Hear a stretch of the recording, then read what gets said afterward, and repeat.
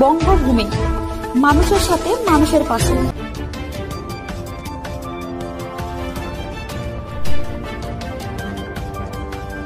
বিদ্যুৎপৃষ্ট হয়ে মৃত্যু হলো এক ব্যক্তির। মৃত ব্যক্তির নাম প্রদ্যুৎ মণ্ডল, বয়স ৬২।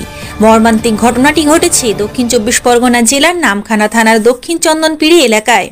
স্থানীয় ও পুলিশ সূত্রে জানা গিয়েছে, গত ২ দিন ধরে নামখানায় ভারী থেকে অতি ভারী বৃষ্টি হচ্ছে, যার ফলে এই এলাকায় বীজ ধানের তলা জলে ডুবে যায়। মঙ্গলবার দিন সকালে বৃষ্টির পরিমাণ কমতে মোটর দিয়ে জল বের করতে গিয়েছিলেন তিনি। সেই সময় ইলেকট্রিক বোর্ডে বিদ্যুৎপৃষ্ট হয়ে পুকুরে পড়ে যান। বেশ কিছু সময় কেটে যাওয়ার পরে বাড়ির লোকজন খোঁজাখুঁজির পর বিষয়টি দেখতে পান। তৎক্ষণাৎ তিনি চিৎকার শুরু করে দেন। এরপরেই প্রতিবেশীরা এসে ওই ব্যক্তিকে উদ্ধার করে দারিকনগর প্রাথমিক স্বাস্থ্য কেন্দ্রে নিয়ে যান। সেখানে চিকিৎসকরা বছর ৬২ এর প্রদ্যুৎ মণ্ডলকে মৃত বলে ঘোষণা করেন।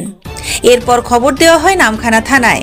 নামখানা থানার পুলিশ এসে মৃতদেহটি উদ্ধার করে ময়নাতদন্তের জন্য কাকদ্বীপ মহকুমা হাসপাতালের মর্গে পাঠান। পরিবার সূত্রে জানা যায়, মৃত ব্যক্তি বাড়িতে চাষের কাজ করতেন। ইতিমধ্যে ময়নাতদন্তের পরে দেহ বাড়িতে ফিরেছে। এই ঘটনায় শোকের ছায়া নেমে এসেছে এলাকায়।